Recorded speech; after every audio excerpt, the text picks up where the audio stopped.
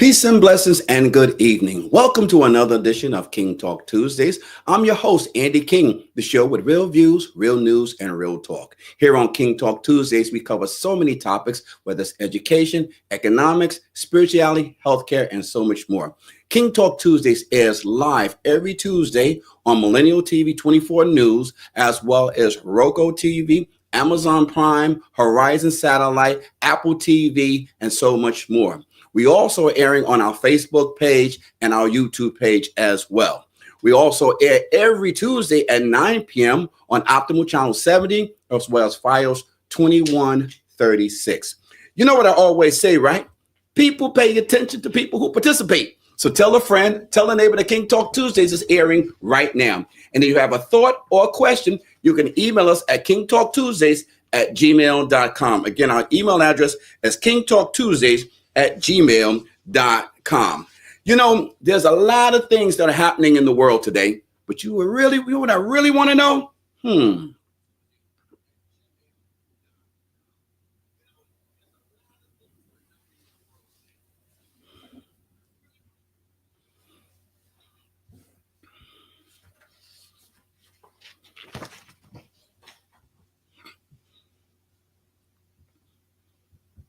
As the late, great Marvin Gaye used to sing, what's going on? What's going on? What's going on? We want to talk about what's going on in the city of New York and beyond. Just to let you know first, today, New York City Mayor Eric Adams announced an additional shelter closing, including Floyd Bennett Field, as migrant shelter census hits 22 straight weeks of decline, a $2.3 billion in saving based on the administration's asylum-seeker management strategies. Kudos to the mayor. Between November 2024 and March 2025, the administration will have closed 25 shelters according to today's statement. So we're looking forward to seeing that happen. Secondly, we want to talk about the mayor again, as he announced, and he and the New York City Deputy Mayor for Public Safety, Sean Parker, discussed and announced the launch of a comprehensive new pilot program to address historically high rates of violent crime and disorders in specific neighborhoods, all across blocks in the city of New York. It's called Every Block Counts.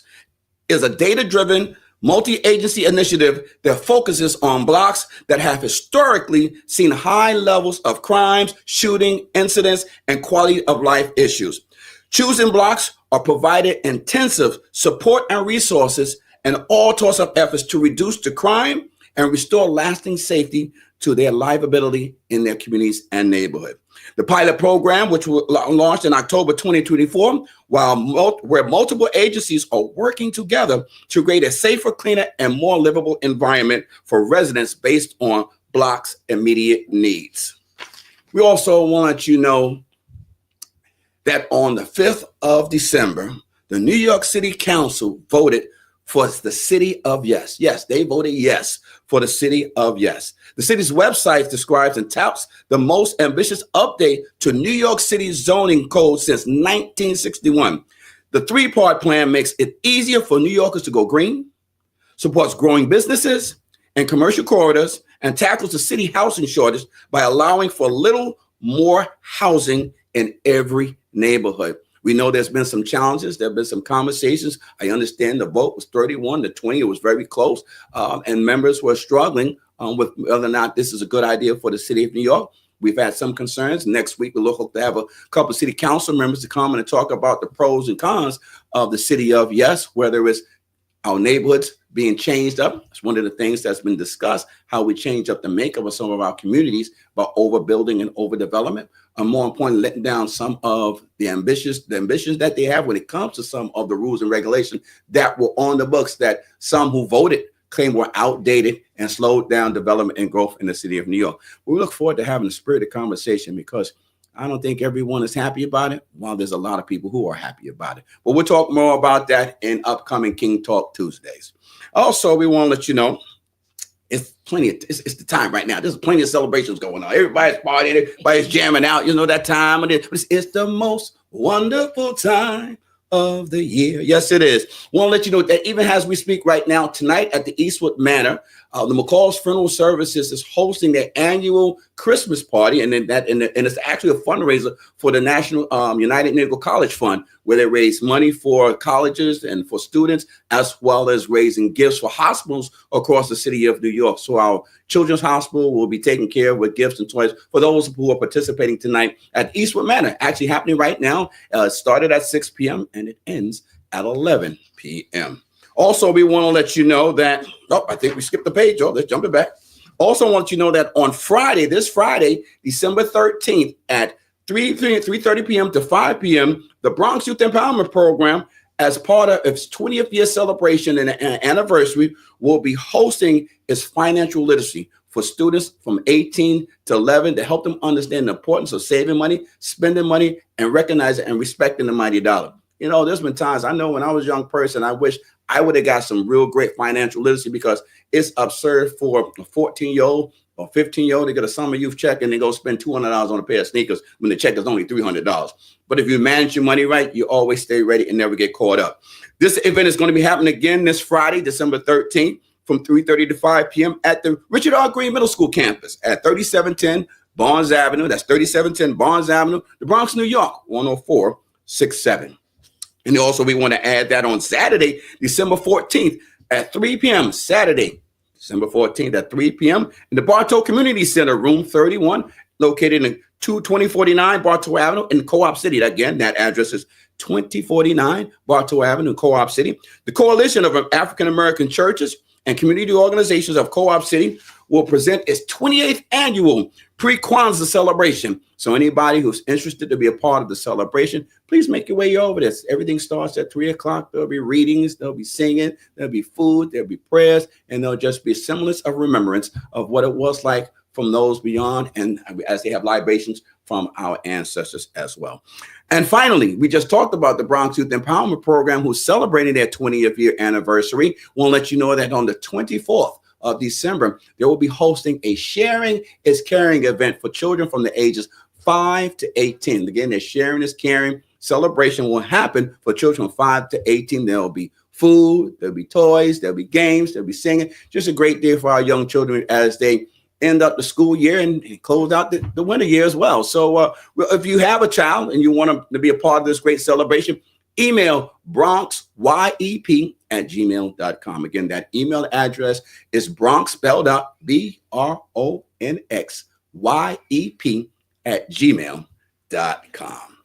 Well, let's talk about today's show. Well, today's show, we're going to be talking about housing in the city of New York.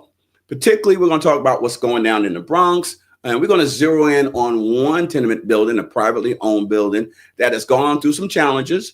And we got a couple of tenants who are here from that building, and we're going to chat it up a little bit for the next hour. Hear what they have to say, what they're feeling, what they're experiencing, and then you be the judge of what those next steps should look like. So first, I want to introduce to the show, I want to welcome Tusha Diaz to King Talk Tuesday for the first time. Welcome. Pleasure. And of course, when you're doing anything, and I'm a spiritual guy, if you're going to do anything, you can't do anything without a Benjamin in the house. So we got Benjamin Tifa in the house representing, and we want to thank you for being here this evening. We're looking forward to hearing what you're going to share tonight. Thank you for having us. Oh, pleasure. And of course, if you can't have March without having April. And when you got April, you got to have Velez, not Velez, because we're talking about Velez up in the house tonight. And we're going to talk it up, get some truths about her experiences living in the Bronx, living in housing in the borough of the Bronx as well. So let's jump in before we got to go into our first break, because time does fly when we're having a good time. So talk to me. I want to start with you, Tusha, because I know that you do a lot of work with folks. You help a lot of people. You're engaged, in certain activity, and you have your spiritual component that keeps you disciplined and focused on the direction of how you should treat and participate with your brothers and sisters. So talk a little bit about, we're talking about housing tonight. What is your thoughts and feeling on the state of housing in the city of New York, specifically the Bronx? Yeah, well, I've helped so many people all around the Bronx. People say the Bronx is the forgotten borough, but to me, I live here. And, this is hitting home because I live in this building. Mm-hmm. I've been living in this building for almost 35 years, from my mom to my kids, my grandchildren, living in this building. So what I've seen, hitting home, it's been really hard for us, families no Thanksgiving dinner, 7 months with no gas, no elevator. Now, it's really, really hard, and seeing so many different things in the Bronx, and I've seen different levels. This, what's going on in this building, I haven't seen anything like this. The injustice, it's really, really hard. Mm. Okay, Benjamin. I know you live in this building, but you've been a New Yorker for quite some time. Talk Yes. us a little about your experience living in housing in the city of New York. Well, New York, you know, the price of things have changed quite drastically in New York. Used to be able to get by with one person working and the rest of the family going to school, whatever the case may be. Nowadays, it's not the case anymore. Rents have skyrocketed. There's no control. New York has changed so much in its identity because you could go to a certain neighborhood and identify with the neighborhood. It had a Mm-hmm. character. These people were here, those people were there, Italians over here, Spanish people here, black people here, and everybody got along well. And it was a city that was really for everyone. But Mm-hmm. now it seems like the less you have, the less you can be in the city. That's powerful. That's powerful because you're talking about economics now. So, Sister April, explain us a little bit because I know you've been in this building for quite some time. You've been in another location some other time. Talk to us a little about your experience actually growing up and being a part of the New York City housing process. Okay, so I grew up in either wall housing. It was great back then. Mm-hmm. The families, everybody was together. Moms, dads. If one parent was letting everybody know what's going on with the kids, we're a unit. Mm-hmm. Now here in where I'm living at on Burke, the building has deteriorated as the years have. I've been there 35 years. Okay. It has gone down completely, and I feel we shouldn't have to live in the conditions that we're living in today. Mm-hmm. No, more needs to be done. More people need to be aware of what's going on in the city as far as with housing, different areas. Where my mom lives now, they're renovating the whole project. Yes. Whereas now here, we can't get anything. Mm-hmm. So I feel if enough of us get together, we take a stand, something can be done about Hmm. So, for our viewers, because we were just talking about housing and your realities living in Europe, but you have a building that you are sneakily alluding to it. that's Yes. become a uh, dysfunctional building in a crisis. So, explain to us, and the address is for our viewers is 655 Burke Avenue in the borough of the Bronx.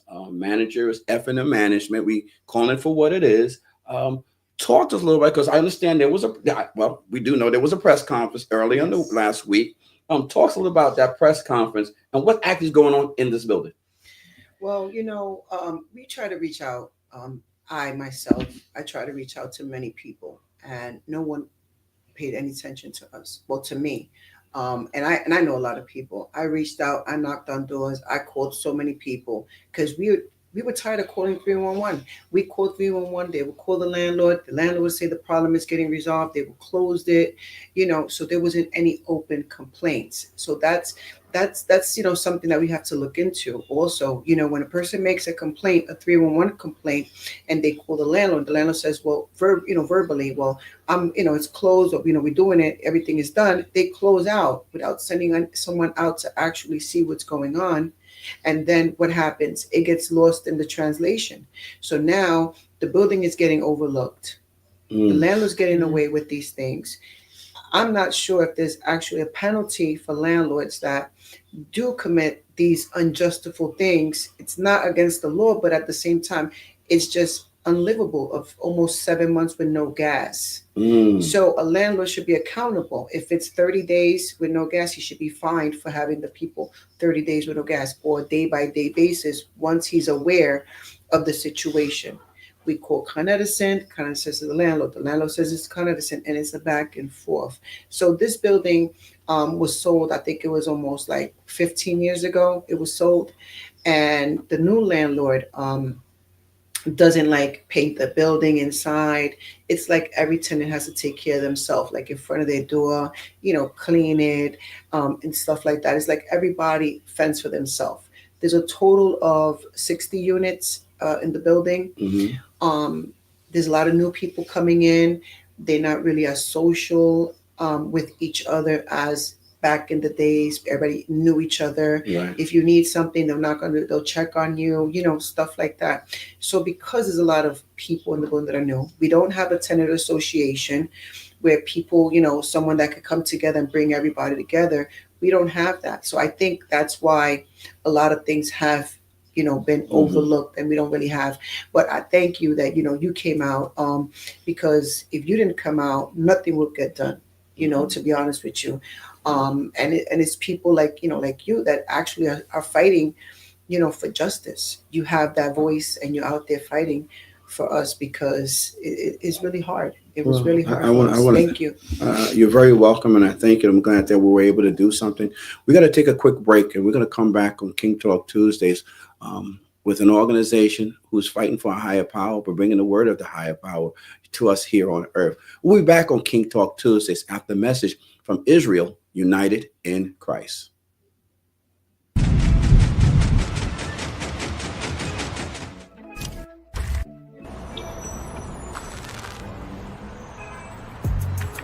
Shalom Israel, Musa in Christ bless. Scan that QR code that you will see on the screen.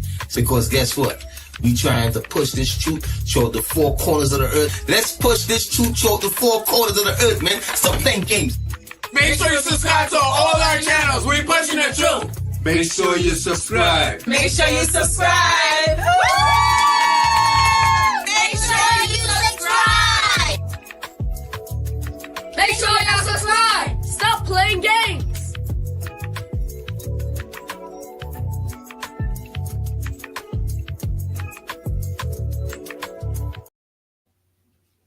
We're back here on King Talk Tuesdays, the show with real views, real news, and real talk. I'm your host, Andy King. We're here tonight talking about housing in the city of New York, specifically one of the housing buildings that are located at 655 Burke Avenue that has been cited for over 1,000 violations in its tenure. In the last couple of years, 326 violations filed by the city of New York. Landlord claims that he's not a slum landlord. But at the end of the day, if there is no heat, and I want them to describe, our guests will talk about the everyday existence, what they're going through, living in this building, and the challenges that you're trying to deal with and how they're handling. So talk to us a little bit more, Benjamin. I know that when they were at the press, there was a video. We want to try to get the video. We wasn't able to get it up. But talk to us about what's going on in your aunt's house, your great aunt's house, and talk to us about the challenges that she's facing as well. Well, basically, my aunt, she's 93 years old, going on 94. God bless her. She's a very loud spirit. She's keeps a positive spirit all the time. She doesn't even complain. To her, all the inconvenience, she doesn't complain about it. She just lives with it. But I came in there and I'm like, well, this can't be like this can't be like that. She can't leave anything out. The mice will get to it. She has to be very careful with the way that she, puts her stuff where she puts it, and she's 93 years old. She's been having to go up and down the stairs. Whenever she has an appointment, she has to go down the stairs, up the stairs. She has broken knees. She fell down in the bathroom a couple months ago, like in June, and she almost killed herself. Unfortunately, I wasn't there at the moment. And when I came home, she had a big black and blue on her forehead, broke her wrist, almost killed herself. If she would have fell the wrong way, she would have died. Right. And, she had a crack on the floor. I called the people. They came eventually, like after everything happened, and they changed the floor. But now the floor is like, they changed it, but it's not like, it's not uneven. straight. It's like, uneven. It's still a hazard. Like, right. She has no bars in there, that they require for elders to to have in the bathroom. Um, it's just a real sad situation because she doesn't deserve all this. Right. At this age, she should be comfortable in her home. How long she's been living there? She's been there 20 years. 20 years, 20 decades in, and this is how she's spending her golden years fighting off rats. Now, you sold us, you sent us a video. We're sorry we don't have the video, but it's for some folks, it's a little overwhelming. We saw an image of a rat about the size of a squirrel just casually crossing the living room floor, like he pay rent, So yeah. So I was like, Lord have mercy. Anybody living in those conditions would want to vacate premises immediately. So testimony to the perseverance and for the testitude of your great aunt of being happy to stay there. You explained a little bit before about heating problem. Talk a little about how were you maintaining in the building? Oh, for the last couple of years, as I say, 311 and me are best friends for the winter time. The heat is horrible. I complain all the time. I call 311. They on it's 3 days. After 3 days, they close your case. But everybody says technically it's still open because it's there in the system. I get heat at 6 o'clock in the morning. It's on for maybe 20 minutes. It goes off. That's not enough time to heat up a whole apartment. I'm on the 6th floor, so everybody that's on the lower floor, they get good heat. By the time it gets to me, they cut it off. It may come back on at 11 o'clock. It stays on 20 minutes, it goes off. Majority of the heat that I find now is during the night when we're sleeping. We don't need the heat when we're sleeping because we're under the blankets.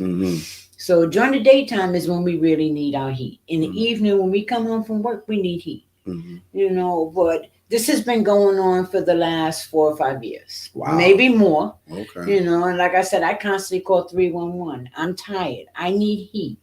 It's cold outside. You come in, the house is cold. Sometimes you come in, we don't have hot water. Sometimes the water is hot in the kitchen, cold in the kitchen, hot in the bathroom. So this is what we've been going through for the last couple of years. Some apartments have a lot of heat. Some apartments don't have no heat at all. Right. Where my niece, when she moved in on the A side, which is like right under the boiler and everything. So she constantly had hot heat. Right. A lot of hot heat, And on our side, which I'm on the opposite side of the building, is like there's no heat. And like I said, I have 3 heaters in my house. Wow. That's my Con Ed. Yeah. So this is a constant thing. Every time I turn around, heaters. When do I get a break? Right, exactly. And it's like I said, it's been going on for years in the building. No matter what you say to him, he said they're working on it. Then they say they have where they can control the heat by a computer. So they have this little thing on the wall. And that's supposed to monitor your heat in your house. But they can't monitor your heat in your house. But this is what they're telling us. So, like I said, but it comes to the point when as us as tenants can get what we want. Which is the thing. I mean, we're not asking much. You want your rent? We just want things done in the apartment. Right. Fix this, fix that. You won't have no problem in any of us as tenants. When you don't refix it and you take your time or you fix it where it's so, where it constantly keeps happening, then it becomes a problem. So let me ask you, Sister Diaz. You said the building was sold about 15 years ago. That's correct. Prior to that, were these issues existing then? I mean, a lot of buildings in the Bronx have issues with heat. I mean, this is something that a lot of people know. But the previous owner, his name was Kenny. He was so, how can I give a good word for him? He was so attentive to the building. He would make sure that the building was swept and cleaned at least 3 times a week, which was really good because there was no incidents of people slipping and falling. This landlord is different. The building gets swept maybe once a week, if that. Wow. If that. They've had multiple people injure themselves sliding down the stairs. People throw the garbage down the stairs. The super says that he doesn't get paid to clean the building more than once a week. But the previous landlord, Kenny, he was really good. He used to make sure. But then there was another superintendent at the time that they were paying him, I guess, more money. But the building was always kept and immaculate. The hallways was always clean. The elevator was always functioning. The apartments was warm. You know, unfortunately, you know, this is what we're living with now. You know, and there's nothing you could do.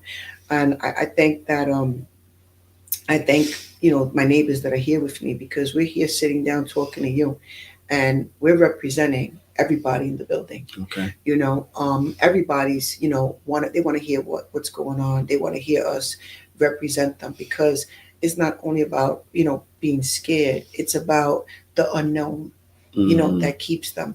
And I just want to say a lot of tenants have Section 8, have city febs, have programs that pay directly to the landlord. And the problem with this is that this landlord preys on the disabled, the people that don't speak English, the people that are elderly. He bangs on their door and they give him rent. And they don't know that he's supposed to give it in writing, a 3-day notice. You're backed up in rent or you owe or something like that. No, he goes banging on people's door and says, I need the rent right now. I've never heard of such a thing. That sounds like some old school, old country stuff. He yells And at he the yells. people like He yells. aggressively, Yes. So then, like demanding it. Yeah, Like it's so- not even like a And cordial thing. It's like yelling and right. being obnoxious, and everybody could hear and banging on people's and door. there should be a standard on this. And where- if it's not enough, he tells you it's not enough. Where's the rest of my money? yeah. And Is the it- conversation private or is public? no, No, it's it's well, I mean, public. if It's you in the walk away, hallway. you can hear It's it. in the He's in the hallway. hallway knocking on your door. It's on the next door neighbors banging on their door, you know, screaming at them, tell them, oh no, it's not enough. Yeah, it's not Yeah. enough. No, I need it now. Your whole business is yelling out in and the all this. open. There should be standards. You're getting money. You're getting funds from the state. You're getting funds from the city. You have to be accountable for that. Why is Section 8 paying a landlord that has 7 months with no gas? Gosh. Why is this going on? When you have a voucher of Section 8, the first thing they do is inspect the property. Yes. You have to have everything functioning. If not, it won't qualify, right? Right. So then there's people in the building that are afraid to call Section 8 and tell them because they said, what's going to happen? Am I going to lose my voucher? Am I going to be kicked out because this apartment is not suitable anymore? You know, so these are the things that we want to explain to people. You know, don't be afraid. You will never get in trouble for doing the right thing. Right. Well, I'm glad you said it. We're pretty much at halftime of King Talk Tuesdays. I'm going to come back and chat a little bit more with our guests who are here tonight to talk. And we're going to talk about harassment by landlords and what the law and legal services of NYC says about when a landlord does engage in that behavior. So we'll be right back on King Talk Tuesdays. We'll have the message from Good Neighbors and a message from Millennial TV itself. We'll be back on King Talk Tuesdays.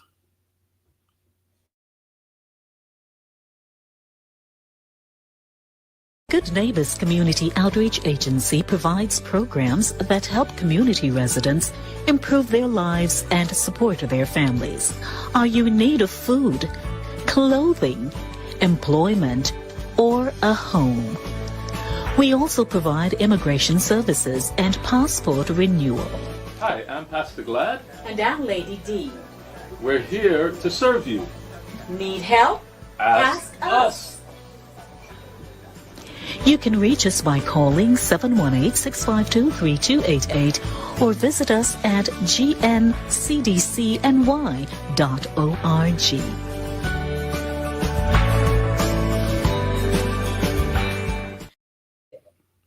We're back on King Talk Tuesdays, the show with real views, real news, and real talk. I'm your host, Andy King. We're airing live here on Facebook as well as Millennial 24 News. We're also airing on our YouTube channel. We're streaming on Roku TV, Amazon Prime, Horizon Satellite, Apple TV, and so much more. King Talk Tuesday also is 9 p.m. every Tuesday on Optimal Channel 70 as well as Finals 2136.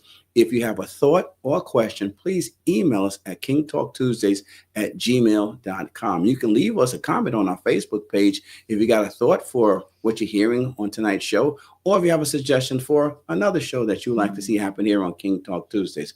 One of the things that we always do at halftime of King Talk Tuesdays, I like to just offer a little bit of prayer and guidance to what we are enduring here on earth today. For so many of us trying to struggle to put the pieces together, life isn't all that easy. For many of us, life, we call it a breeze. For many of us, we're still trying to figure out and put it together.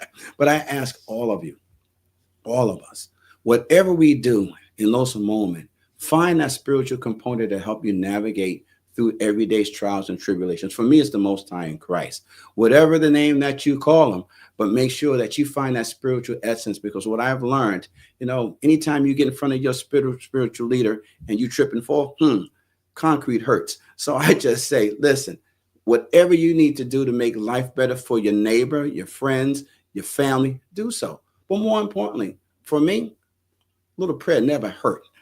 Prayer works for me. And I believe, if you do believe in a higher power, your prayers do get answered. So in a world of upside down wickedness and crookedness and all the things that finesse our essence each and every day, look through the heavens, so we can have our heaven here, right here on earth. So I ask you all, doing your daily walk in your neighborhood, say a prayer for yourself. Say a prayer for your neighborhood. Say a prayer for your family. Say a prayer for your community. Say a prayer for your friends. Say a prayer for your enemies. Say a prayer for your frenemies. Just say a prayer, because prayer does work. And anytime you can get out of your own way, life is a whole lot better. Because trust me, someone else is struggling more than you may be struggling today. We're better together. Let's act like it. God bless us, and let's continue with King Talk Tuesdays. Well, we're talking today about housing in the city of New York. Specifically, we're targeting on one building, 655 Burke Avenue, located in the borough of the Bronx. And where we're talking about where tenants are feeling threatened at times, whether they speak the language of Spanish or they speak in Arabic, or they're speaking just some good old English. Whatever that language is, we're talking about landlords who do not have the right to harass and threaten. And as we're hearing in today's conversation, some of the tenants in this building feel threatened and not able to talk. So I just want to read something a little bit to us, what legal services are sharing of NYC, that what constitutes landlords' actions of harassment: using force or threatening to use force, interrupting or discontinuing essential services like heat, hot water, or electricity, refusing to repair or remove a department or building vacate order, commencing repeated baseless or frivolous court proceedings, removing a lawful tenant's possessions, removing the apartment door or changing the locks without giving the tenant a key, other acts that interfere with the peace of a tenant that causes a person to leave the apartment or waive their rights as a tenant. And these are some of the things that some landlords do. And as we're hearing today, 665 looks like it may be falling in that category as well. Now, we do know we reached out to the landlord, and even one of our other local news stations, News 12, reached out, and they hung up the phone on him. They hung up the phone on him, and as when others reached out, they claimed not to be a slum landlord. But after research was done, as we started the show, over 326 violations. And when they go through the history of it, the building has over 1,000 violations. So, Mr. Landlord, you're not getting it right. And so we need to talk a little bit about, when you last time y'all spoken with him, what was his position on the status of this building? Anyway. Okay. I spoke to him last week, and I asked him about the elevator. He said the worker's permit was being expedited to him. Expedited means it comes to you right away. You get it, you post it up on the door, they come and they start doing the work. When I spoke to him Sunday, he said he showed me an email that he got saying that we're getting it. And then when I spoke to him yesterday, he said he's still got to wait a couple of days. So it's the same story. I mean, you get tired of hearing the lies, All we want is the elevator, so we don't have to keep going up and down the stairs. You got a lot of elderly. You got people with babies. It's hard trying to get up and down. We live on 6, so it's hard, But I feel, listen, just be honest with us. Stop where, this is happening. This is in the works. This is in the work. That's in the work. But you're not showing any production. We want something done. You want your rent? We want something done. It's simple. Help us out. We're giving the rent. May not be everybody in the building, but we're not accountable for everybody. Right. We all stick together. We all in this together. So I feel like this. Listen, we all in it together. We all got to fight for it. We want things done. Everybody stand together. If we have to stop whole rent just to get what our needs are, and as far as also is keeping our building clean. That's why there's so many rats and mice and roaches, because you don't keep the building clean.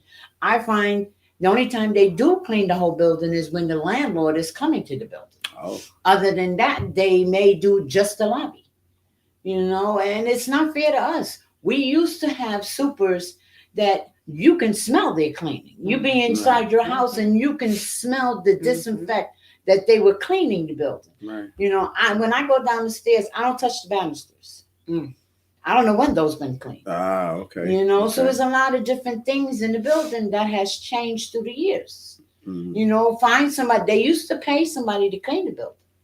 They stopped paying that one. So then we have the super. And the super don't want to do it. So who cleans the building? How do we keep this clean? Yeah. The super's woman. Yeah, his wife does a lot of the cleaning. She does a lot of the work. Yeah, well, it's a family thing. Yeah, it's a family because they got thing. the kids outside sweeping. Yes.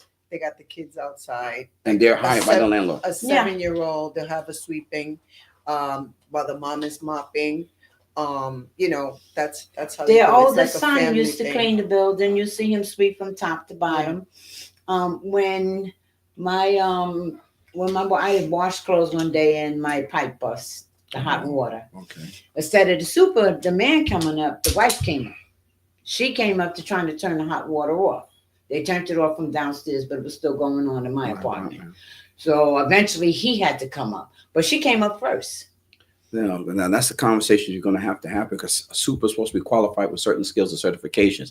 Anybody just can't be a super. So that's something we're going to have to talk about in next steps. But I want to double back when you mentioned about the rats and the roaches and getting the thoughts of the landlord, because I'm trying to understand. He's denying all of this stuff, but I saw the giant rat in the apartment that you're on. What was his comment to seeing this giant? It was like one of those Godzilla movies, big as this thing was. So, like Friday or Saturday, the exterminator came, and he dropped off some glue traps, a small glue trap, but as for the small glue trap. Yes, that's for mice, not for rats. Yeah, that wasn't that not for rats. So he dropped some like packets behind the stove. But that's it. That's all they done. They came and dropped some packets all behind the stove and threw some packets around, and that's it. They did whatever they preventive measures they do into. Oh, wow. No and they said they're gonna come and sealing close. up the holes. Yeah, that's looking my through the holes of where they're coming from. Right. None of this. They don't do none of that. When the same thing of mine, they threw the package behind the stove. Yeah. And wherever they said they see roaches, they so-called put that little black stuff that's in the tube. They put it around so-called. But I seen him open the cabinets and close the cabinet, but I don't see nothing where you put the stuff there. So how do I know that you're putting in a lot of the stuff that they're using? I feel it's just feeding the rats and the mice and the roaches. So once I feel it's feeding it. Yeah. So once a month, the exterminator comes out. Okay.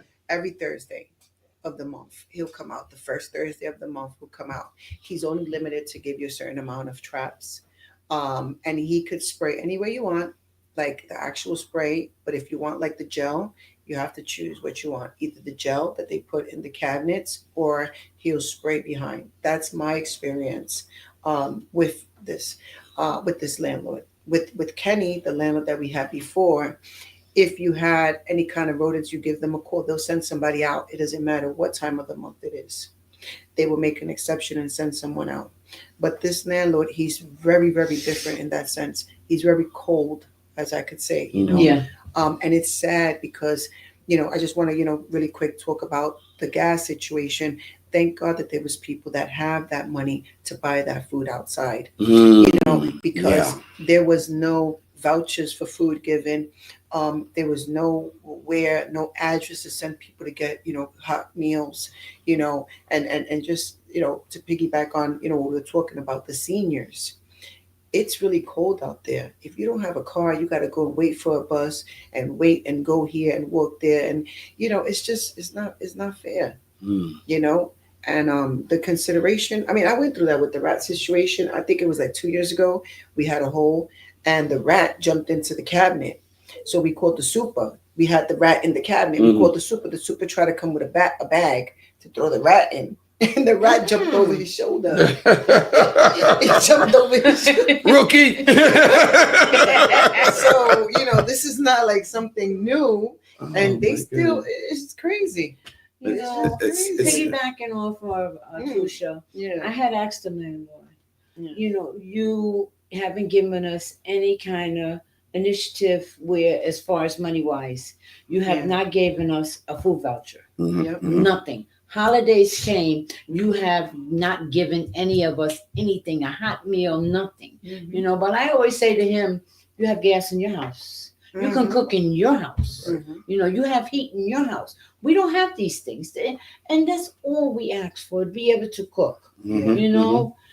These people have a lot of kids in their family, and I sat there and I added up what I have spent from June 10th to today.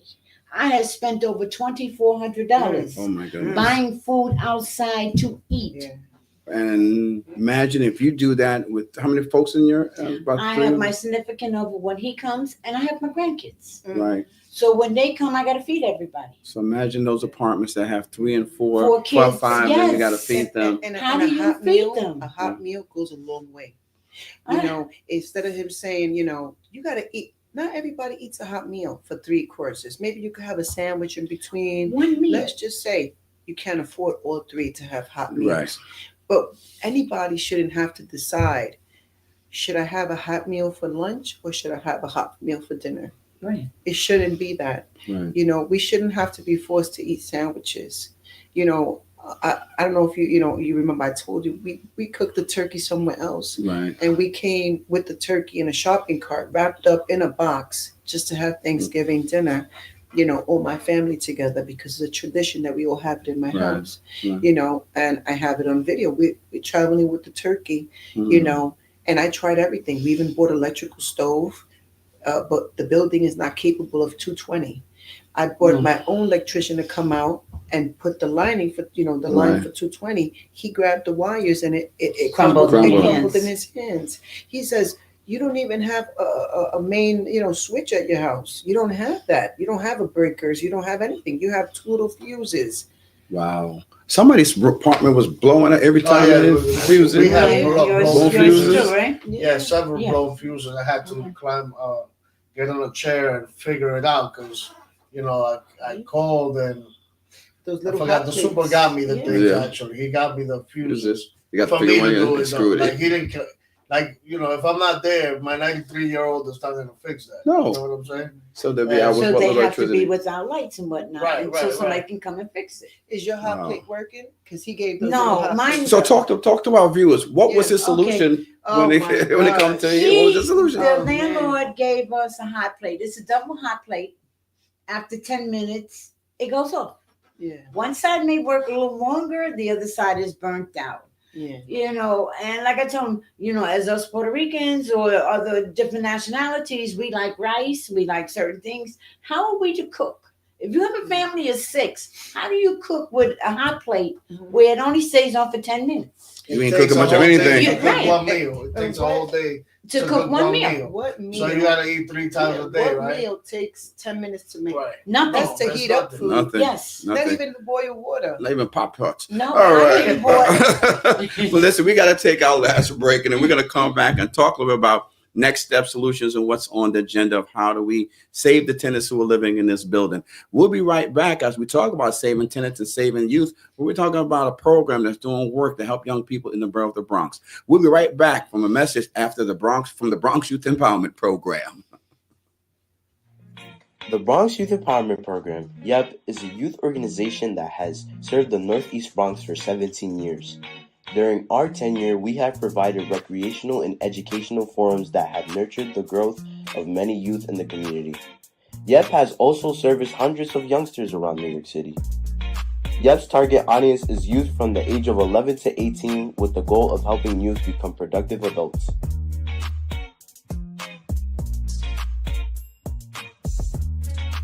YEP provides young people with resources to explore leadership skills, community involvement, and self-development.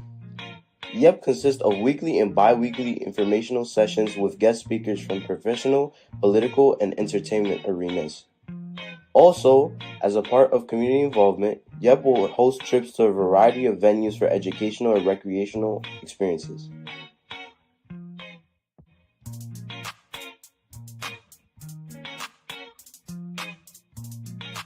As we continue to partner with other local organizations and serve our community, we will strive to unite and develop the youth in our community. The mission of the Bronx Youth Empowerment Program is building mind, body, and community.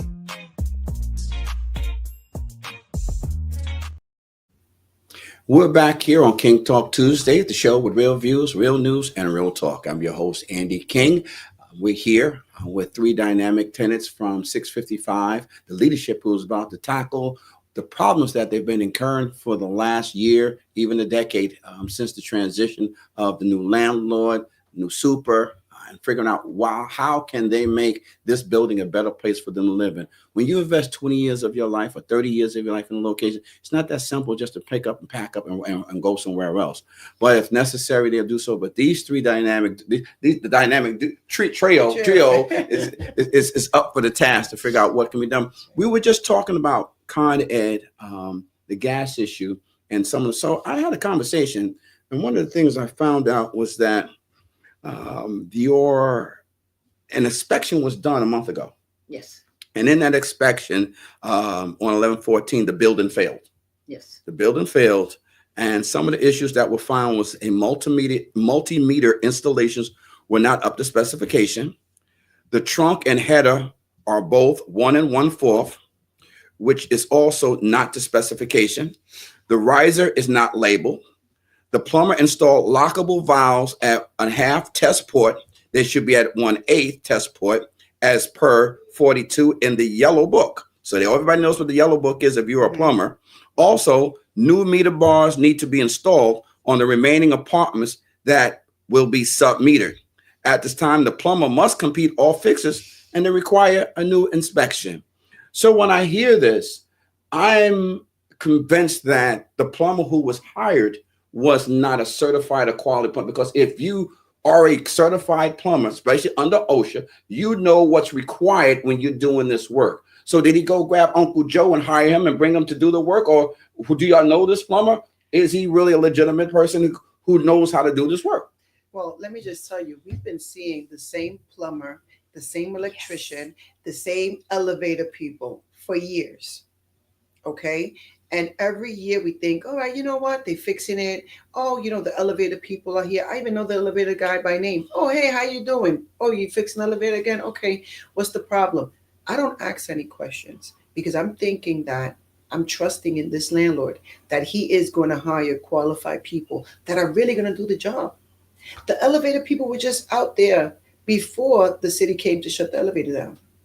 And they said it was fine. They said that even though it didn't go up to the 6th floor, we were not in danger. They said it was okay. They said it was okay that we could get in the elevator. They said, yeah, it's going to go up to the 5th floor. Don't worry about it. Just ride it up to the 5th floor. That's what they said. Well, what happens to those who live on the 6th floor? Well, we have to walk up. They have to wait. They said they were going to fix it. They were going to fix it that week. That was 2 months ago. Yeah. Well, we're coming back next week to fix this. Yes. We got all the parts and each everything. Each time they shut it down, they need a different part. Mm-hmm. They just shut it down last week. It was another part that needed to be fixed. The week before that, they needed to fix the cables. So they fixed the cables. Mm-hmm. I seen the men bring them upstairs to the 5th floor, drop them down, and do what they need to do. Now it's the door.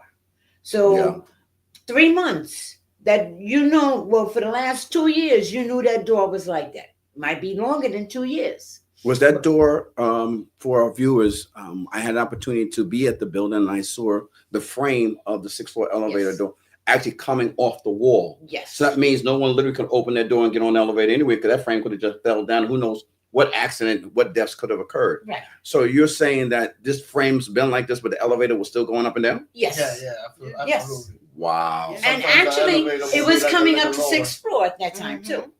And like I said, they had a piece of metal with a big giant screw inside of it.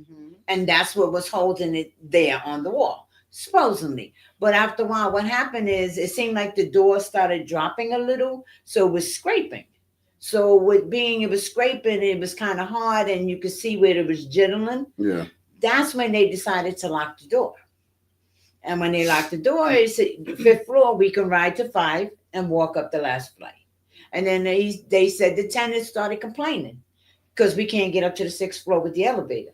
So the city came and did what they normally do. They shut it down. They said it was more violations than what it was, than just the door frame. They said it's other things, but they're not saying what it is. And that's why it was shut down completely now. So now we're walking from 1 to 6. Wow. Well, Yeah, my aunt just broke her wrist.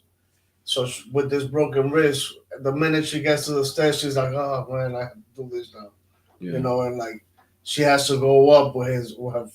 You know, she has a stress fracture. And how do you hold on to the railing? She's holding on for dear life. You know, Yeah. climbing one step at a time. Imagine the struggle she goes through Well, when she's doing this. I hope she would not go up the stairs. And the same gentleman I met, the 82-year-old gentleman, this was a dialysis patient who struggles afterwards. And actually, when I was there, I was behind him, you know, being that lift behind him, so he would not double back and fall. Any little step that you might mistake could be. And the thing is, now we have no elevator going from 1 to 6. So when he goes to dialysis 3 times a week, he has to walk the 6th flight. Now, what they're doing is one of his kids is helping him up the stairs. And it's not fair that we're living like this when you can just get it fixed for us. You know? And can I just, say this? Let's talk, reality. The income of this building, you're looking at 200 to 300,000 a month. Okay? I think it's a month, is it? More or less, because if you calculate, you have 60 apartments. There's rent from $2,000 to $3,000. Okay. Depending. You add all of this up, you're looking a lot of money. Right. Okay? Yeah, right. True. I mean, it's not fair that people should be. Where's all the money going? And the other thing is, okay, no matter how much we pay for rent, no matter how much they pay, no matter how much she pays, so I pay. I don't care. Even if I pay $10, right, I am still entitled for my repairs to be done. Right. Some because they pay so little, he don't want to do the repairs. So let's go. We have roughly about 4 minutes left. Talk to me quickly. I want to hear from you all. What are the next steps then? What do we do? What do you do next? Well, first I want to thank the city of New York. I want to thank, because if it wasn't for the city of New York, everything would get overlooked. No one would pay attention to us. So now, the message to the landlord is we're not going to stop.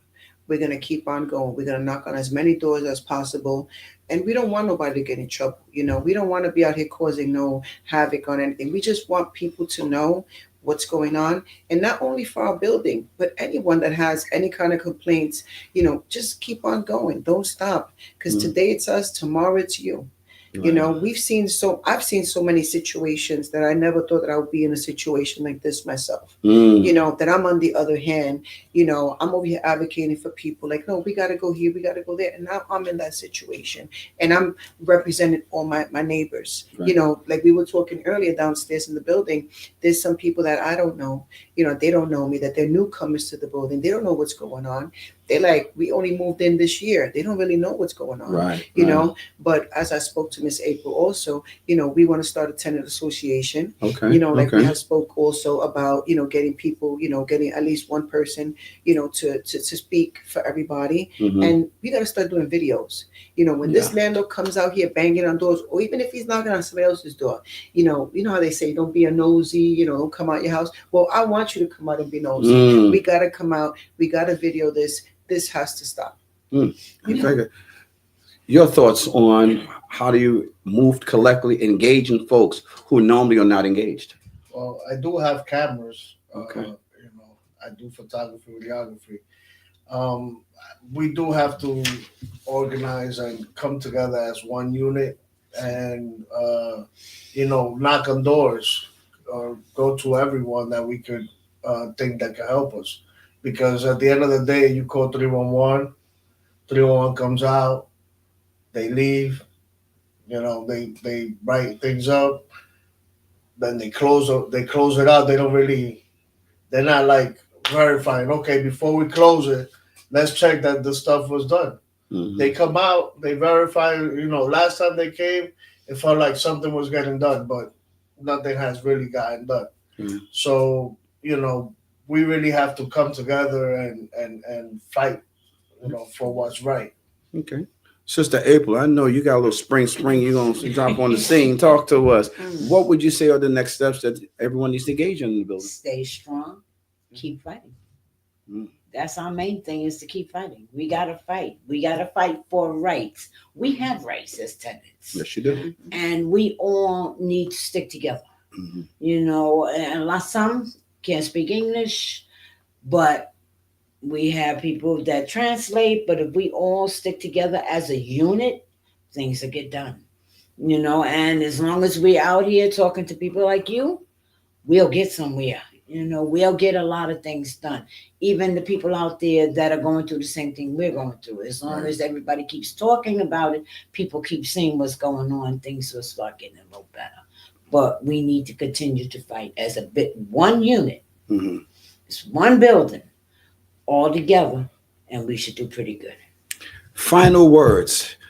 If you had 20 seconds to talk to the landlord, 30 seconds to talk, what would you tell him?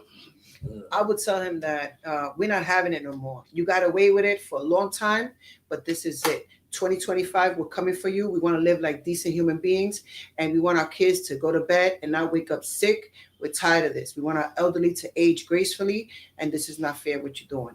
But we believe in God, and 2025, we want a new management, or you do the right thing, or that's it. I think she put it in perspective. Yes, she did. She put it in perspective. Good, yes. So, hey, F&M Management, you heard it here on King Talk Tuesdays. We just want to ask you to do the right thing by those who are paying the rent.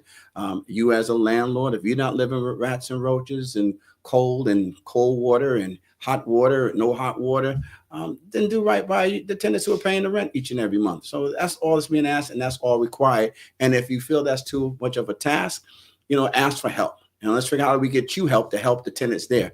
And if that's not in your DNA to do so, then let's relieve yourself of managing this building. Let someone else do it, because these New Yorkers, these Bronxites deserve it. So with that being said, I want to thank everyone. Thank you all for coming this evening and joining us tonight on King Talk we have Tuesday. somebody on our side that is fighting for us. Yeah, we're gonna make it happen. And I know a few organizations that we can connect and figure out how we do some more organizing and get this rectified. We'll talk a little bit more. But as we always do on King Talk Tuesdays, we end every show with the scripture. And tonight's scripture reads from Isaiah 65, 21 and 22. They will build houses and dwell in them. They will plant vineyards and eat their fruit. No longer will they build houses and others live in them, or plant and others eat. For as the day of a tree, so will be the days of my people. My chosen ones will long enjoy the work of their hands. If no one told you today, God loves you, and so do I. Your friend, your brother, and your neighbor, Andy King. Peace.